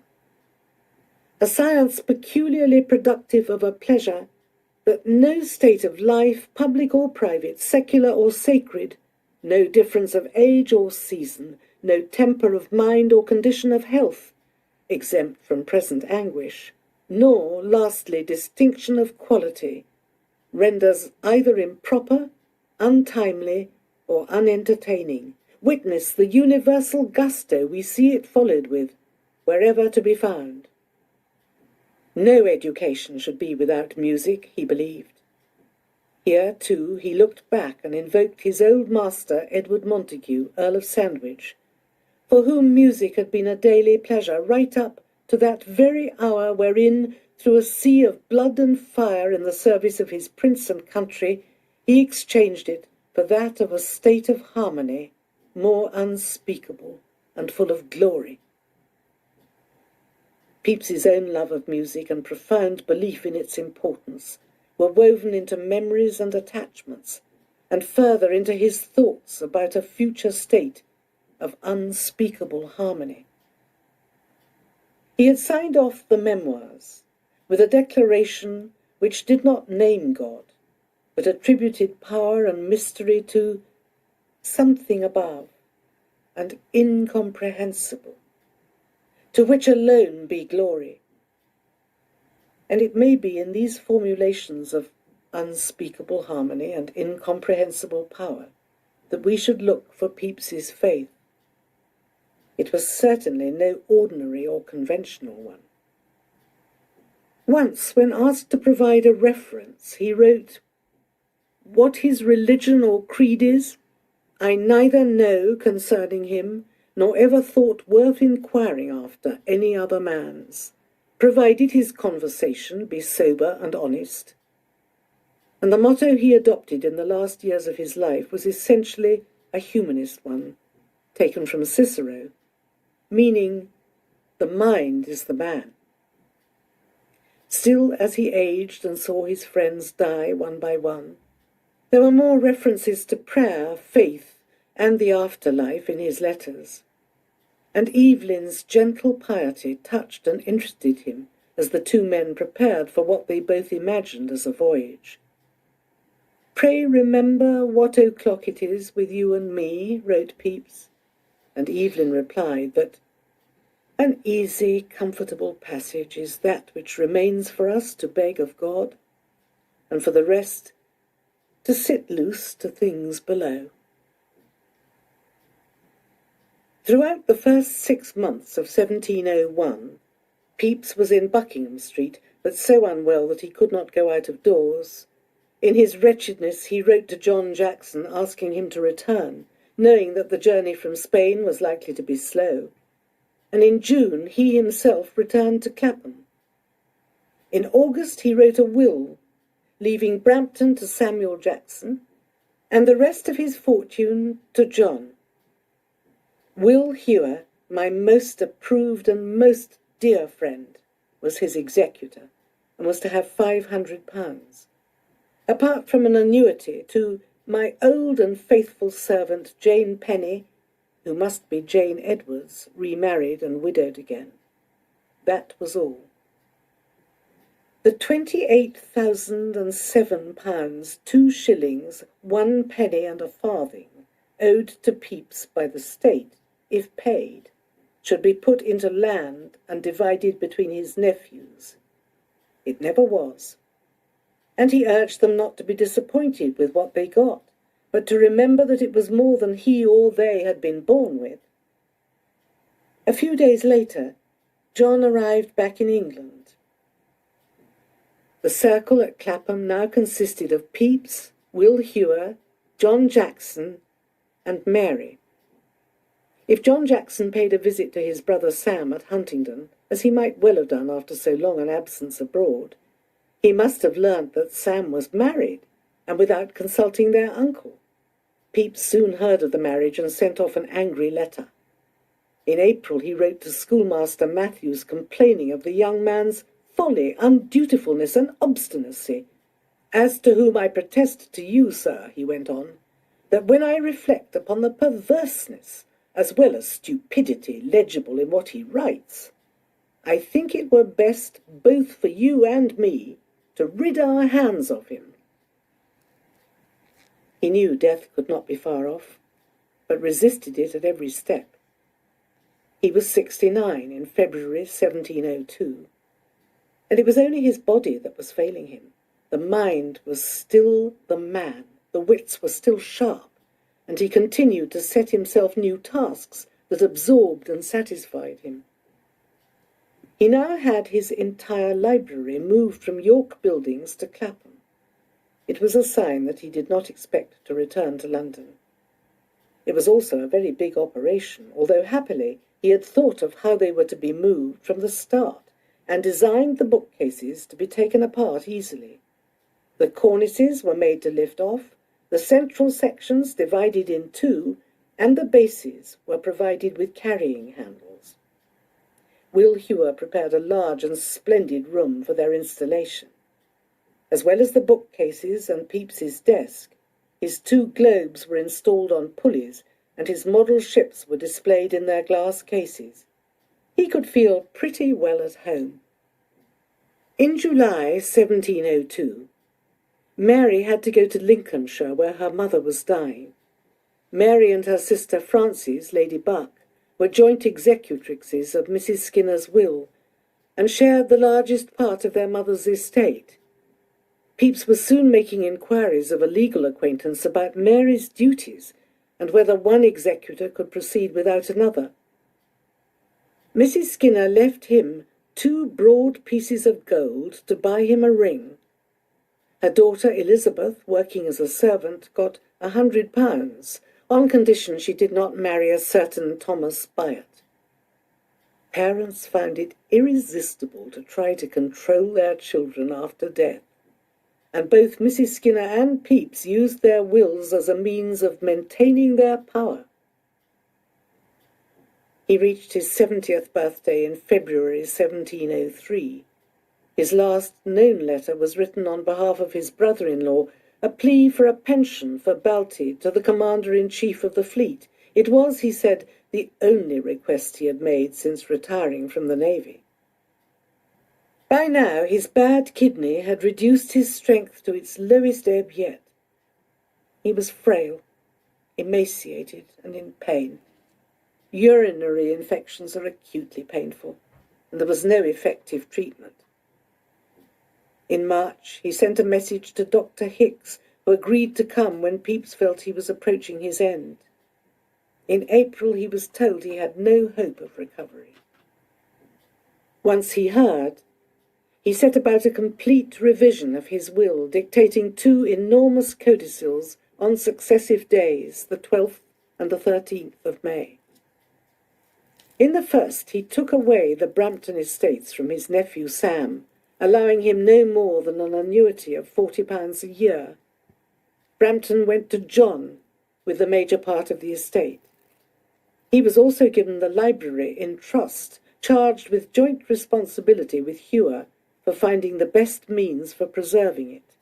In one body, undivided, unsold, and secure against all manner of diminution, damages, and embezzlements, and finally disposed for the benefit of posterity. 2 further sets of instructions specified what they were to do. All his books were to go to one of our universities, and rather Cambridge than Oxford, to a library, preferably that of Magdalen, with Trinity as a fallback, and the collection must be kept entire and separate in a room to be chosen by Jackson in the new building, no one allowed to remove any books except the master, and he only as far as his lodge. He proposed a system of annual visitation by Trinity to check that his instructions were being obeyed in perpetuity, giving them the right to the library if they found any infringement by Magdalen. Everything about his instructions indicates that Pepys had prepared them with the greatest care, and must have thought and planned the disposal of his library over a considerable period before it made its last-minute appearance in his will. They are also so idiosyncratic that he may have modelled the conditions on those of another Cambridge College library, that of Matthew Parker at Corpus Christi, which had been similarly protected to good effect. This was not the only striking last-minute addition. Mary, not so much as mentioned in the earlier will, makes her first appearance in the 12th of May Codicil. Whereas I hold myself obliged on this occasion to leave behind me the most full and lasting acknowledgment of my esteem, respect, and gratitude to the excellent lady Mrs. Mary Skinner, for the many important effects of her steady friendship and assistances during the whole course of my life within the last 33 years, I do give and devise unto the said Mrs. Mary Skinner one annuity or yearly payment of £200 of lawful money of England for and during the term of her natural life. As the end approached, Pepys began to think of more he could do for Mary.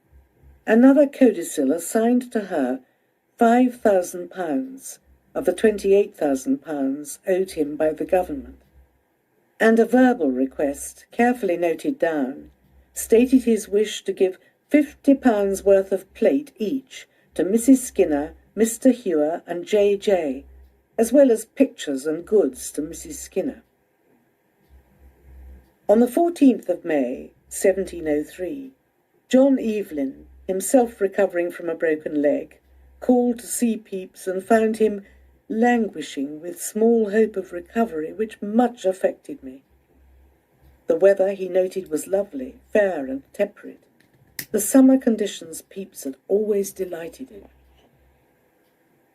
It was left to John Jackson to give an account of his uncle's last days. He did well.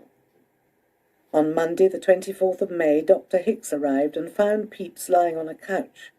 He prayed by him, and then, taking his hand and finding his pulse very weak, told him he should simply say, "Come, Lord Jesus, come quickly." Pepys, practical to the last, asked him to pray to God to shorten his misery.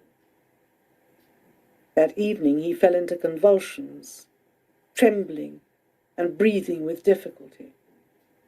At 4 in the morning he showed more signs of distress and asked for the curtains and windows to be opened. Whilst lying on the couch, he beckoned me to him, Jackson reported, took me by the hand, the same by Mrs. Skinner, and speaking to me as well as he could, said, "Be good friends. I do desire it of you." In conclusion of which I offered to kiss his cheek. He turned his mouth and pressed my lips with an extraordinary affection. "Dr. Hicks coming," Mr. Hewer told him, upon which he ordered himself to be raised up in his bed, and the doctor coming in performed the office for the sick, and gave him the absolution, laying his hand on his head.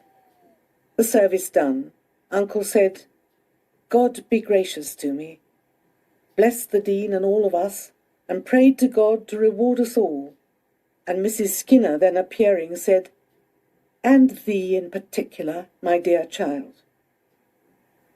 During the next hours, Pepys thanked all his servants and kissed some of them, and as night fell again, Jackson recorded, Mrs. Skinner and I stole up to his bed to see him and shook him by the hand, he not discerning who it was. Dr. Shadwell coming, was stolen in to feel his pulse, which was quite gone. About 1 on Wednesday morning, Paris, a servant, crossed the room. Uncle called him and asked for me where I was. In bed. Shall I call him? No. By and by again asked for me. Shall I call him? Yes. He did so, and I came and found him lying on the bed, rattling in the throat and breathing very hard. He had taken no nourishment for 2 days, and he died, according to his own reliable watch, at 3:47. The sun was about to rise in the summer sky. The funeral on June the 4th was at St. Olave's at 9 o'clock at night, as decreed by Pepys, who chose to be buried in a vault below Elizabeth's monument. The coffin was brought from Clapham in what was described as a very honourable and solemn manner. Dr. Hicks took the service. Political divisions were laid aside. 4 of the pallbearers were non-jurors and 2 were Whigs. The non-jurors were the Earl of Clarendon, Anthony Dean, and Charles Hatton. They were joined by the Earl of Feversham, a personal friend and supporter of James II. The other 2 were Sir Thomas Littleton and James Vernon, both connected with Mary Skinner, and surely chosen for that reason. After the funeral, Dr. Hicks wrote of Pepys, "The greatness of his behaviour in his long and sharp trial before his death was in every respect answerable to his great life, and I believe no man went out of this world with greater contempt of it or more lively faith in everything that was revealed of the world to come. I never attended any sick or dying person that died with so much Christian greatness of mind, or a more lively sense of immortality, or so much fortitude and patience." In July 1724, following John Jackson's death, the library of 3,000 leather-bound books was transferred from Clapham to Cambridge with their cases.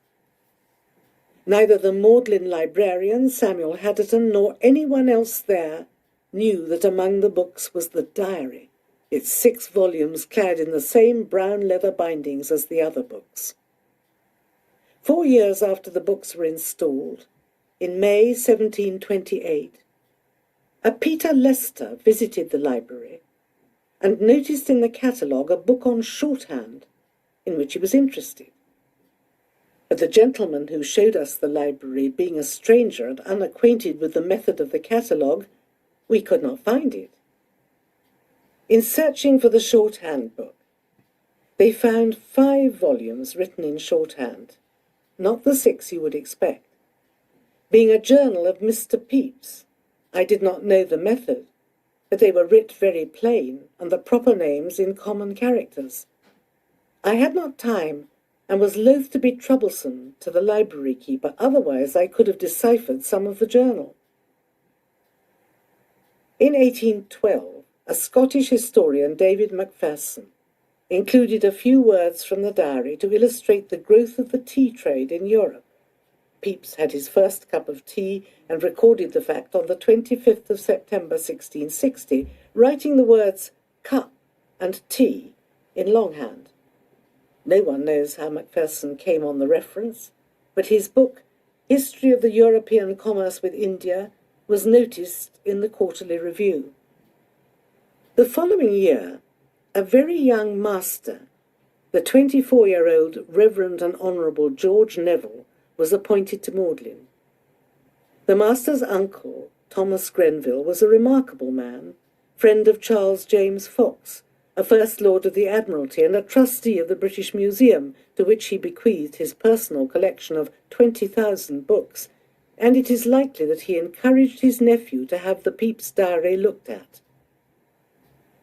Thomas Grenville breaking Pepys's condition that no book should be removed further than the master's lodge, took the first volume to his brother, Lord Grenville, who knew some shorthand.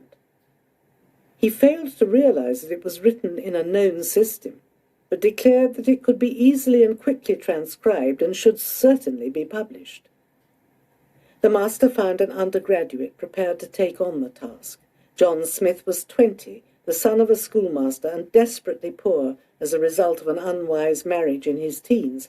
He was already the father of a child. So he was glad to have the task, and kept at it for 3 years, from the spring of 1819 until the 6th of April 1822, when he completed his transcription. He carried out the entire task, without knowing that the key to the shorthand was in the library. He made a few misreadings, but left out very little, only a few sexually frank passages. For this labour of 3 years, he was paid a flat £200. Smith's transcript was handed to yet another member of the master's family, Richard Neville, shortly to become Lord Braybrooke, who became its official editor. Braybrooke bowdlerised, cut the transcript by 3/4, and rewrote substantial amounts in his own words, producing what the diary's modern editor, Robert Latham, has called a travesty of the original. He also collected hundreds of letters to and from Pepys to print alongside the diary. John Murray, publisher of Byron and Jane Austen, turned the diary down, but Henry Coburn published Braybrooke's edition, 2/3 diary, 1/3 letters, in 2 large volumes with engravings at 6 guineas in the summer of 1825. There was great interest, and there were 2 reprints in 1828. An expanded edition appeared in 1848-9. This too sold out, and a still fuller edition appeared in 1854. Then in the 1870s, after Braybrooke's death, an invalid fellow of Magdalen, Miners Bright, made a new transcription of the diary from the original. Again, John Murray turned down the chance to publish, and it went to a firm called Bickers and Son, who published 4/5 of the text in 6 volumes. It was a small printing and provoked some hostile criticism for its inclusion of details considered unsuitable for publication. But it also had the most perceptive essay ever written on the diary from Robert Louis Stevenson.